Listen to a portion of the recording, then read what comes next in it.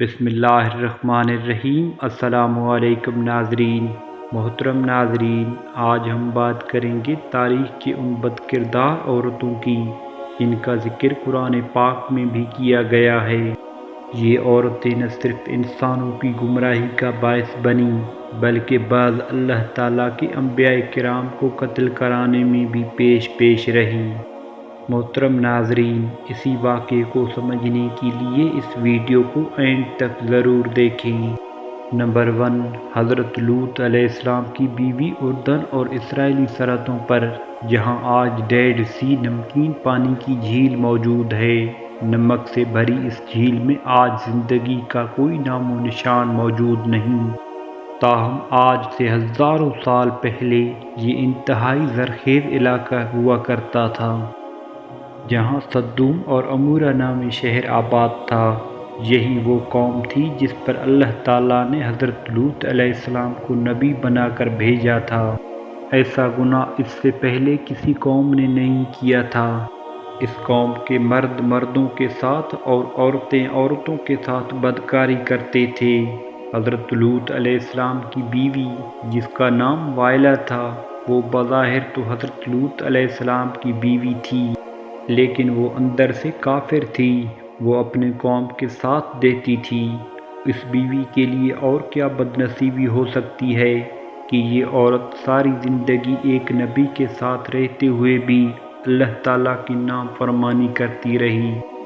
جب حضرت لوط علیہ السلام کی قوم نے آپ علیہ السلام کی باتوں کو ماننے سے انکار کر دیا تھا، تو اللہ تعالیٰ کے فرشتوں نے نوجوانوں کی صورت میں اس بستی میں ظاہر ہوئے جو حضرت لوط علیہ السلام کے گھر میں قیام پذیر ہوئے۔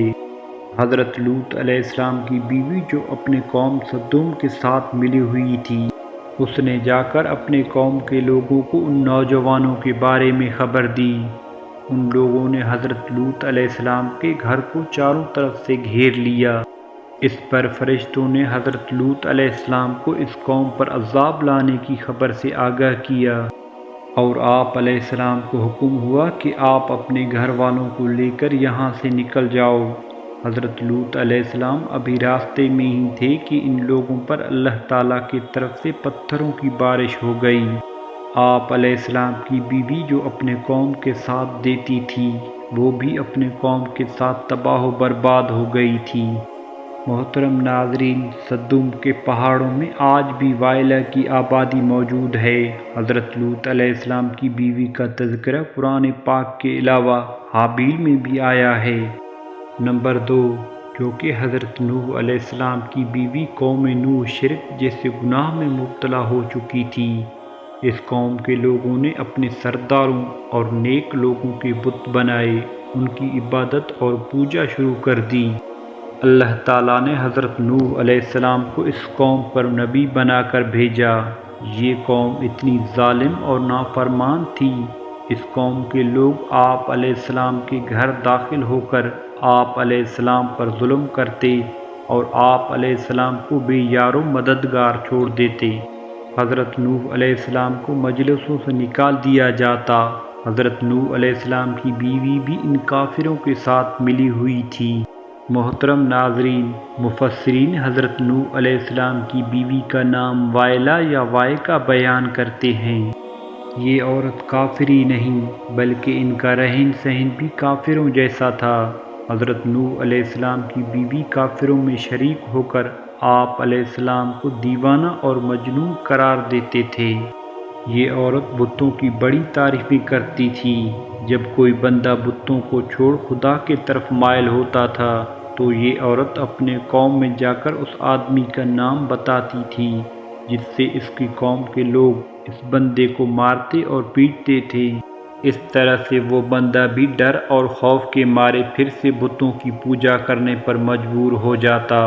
وائلہ نامی اس عورت نے حضرت نوح علیہ السلام کے ایک بیٹے یام کو بھی کفر میں مبتلا کر رکھا تھا، لہٰذا آپ کا یہ بیٹا بھی ماں کی طرح کافروں سے مل کر آپ علیہ السلام کی مخالفت کرتا تھا۔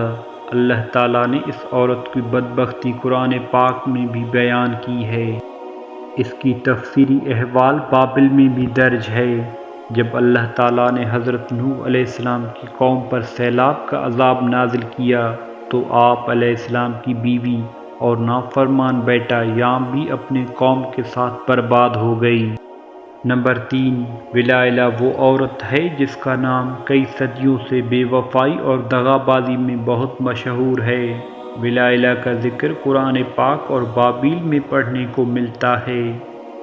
محترم ناظرین، واقعہ کچھ یوں ہے کہ حضرت موسیٰ علیہ السلام کے وفات کے بعد بنی اسرائیل کی قوم امائکہ کے محکوم بن گئی تو اللہ تعالیٰ نے اس قوم میں بہت ہی طاقتور لڑکے کو پیدا کیا جس کا نام سمسن تھا۔ سمسن اس قدر طاقتور تھا کہ اکیلا ہی کئی ہزار بندوں کا مقابلہ کر لیتا۔ قوم بنی اسرائیل نے اس بندے کی صلاحیت اور بہادری کو دیکھتے ہوئے سمسن کو اپنے قاضی کے عہدے پر فائز کر دیا تھا اور اس کے طاقت کے ذریعے قوم امائکہ فتح حاصل کرنے کی کوشش میں لگ گئی تھی۔ دوسری طرف قوم امائکہ سمسن کی طاقت پر قابو نہ پا سکے۔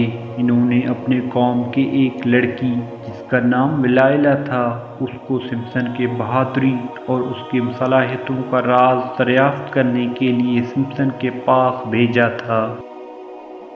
جب سمسن نے اس لڑکی کو دیکھا تو پاگل ہو گیا، وہ اس کے محبت میں دیوانہ ہو گیا۔ اس نے اس لڑکی کو اپنے صلاحیتوں کے سب راز بتا دیے تھے۔ سمسن نے کہا کہ اس کی طاقت کا راز اس کے لمبے بال ہیں۔ ایک دن موقع پاتے ہی ولائلہ نے سمسن کے لمبے بال کاٹ دیے تھے۔ اسی رات قوم امائکہ نے بھی سمسن پر حملہ کر کے اس کو گرفتار کر لیا تھا۔ جب ایک دن قوم امائکہ سمسن کو گرفتار کر کے جشن منا رہی تھی تو سمسن نے اللہ تعالیٰ سے دعا کی، اے اللہ تعالیٰ مجھے معاف کر دے۔